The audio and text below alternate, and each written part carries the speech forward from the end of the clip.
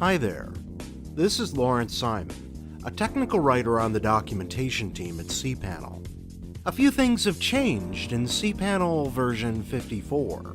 I'm here to show them to you. Let's go ahead and log into cPanel.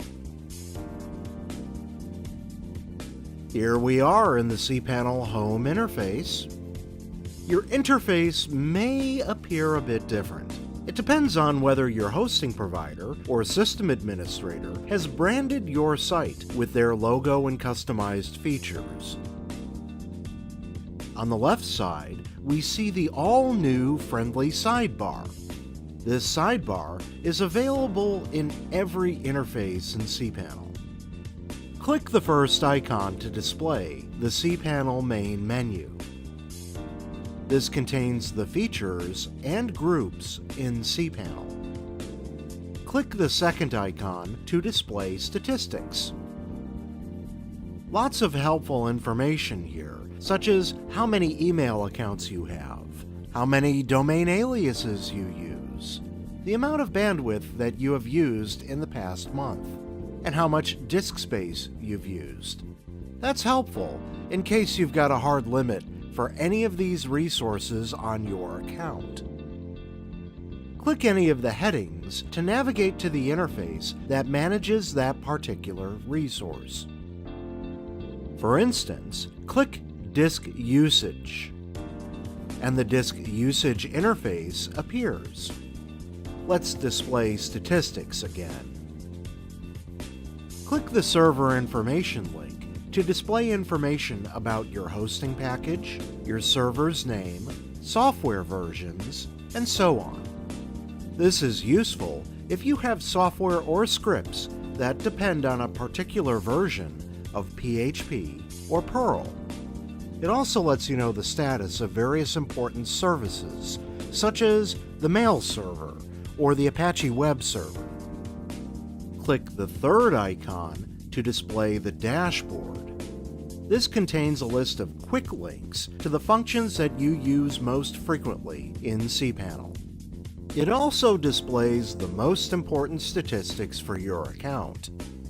Once again, you can click any of the headings to navigate to the interface that manages that particular resource. Click the fourth icon in the sidebar to display the User Manager. This interface lists user accounts on your site for email, FTP, and web disk. You can use this interface to edit details for the account, change the account's password, delete the user, or add a user. However, we'll go over this interface in detail in another video. You can also learn more about this interface in our documentation. Let's go back to the main menu. Click the menu icon in the sidebar. On the top of the interface, there is a search text box that lets you search for features. We can type the word error, and the error and error pages interface names appear. Click one of them to open that interface. Let's click the menu icon to return to the main menu. There's a few functions hiding under your username. You can change your account password, change the language in which the interface appears, change the interface's appearance to another style, and change your account's contact information and notification preferences. If you mess things up too much, you can always reset the page settings to defaults with that last option there. We'll go into each of those functions in detail in other tutorial videos.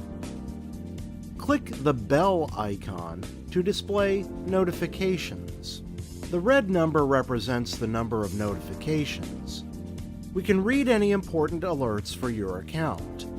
We can also see news for your account from your server administrator or your reseller.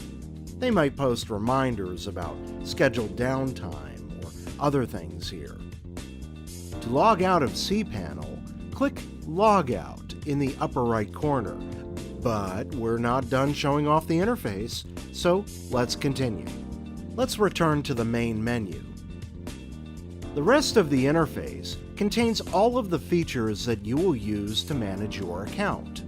You can do things like create and manage email accounts, manage the content on your server with File Manager, manage MySQL databases, create web disk access, and other common tasks. To access a function, click the icon or the name. All of cPanel's functions appear in groups. We can double-click a group heading to collapse the group, or double-click a collapsed group to open it back up.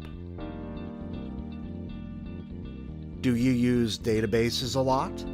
Well, you can drag and drop it to the top of the interface. If there's a section that you never use, drag it to the bottom of the interface.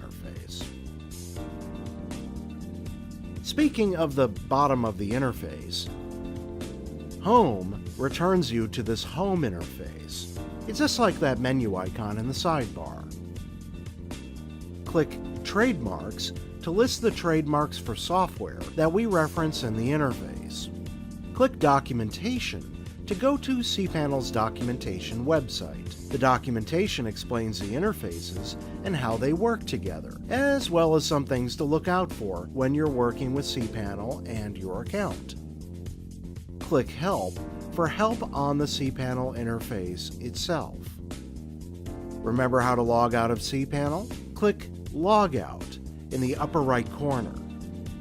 And we're back to the login screen.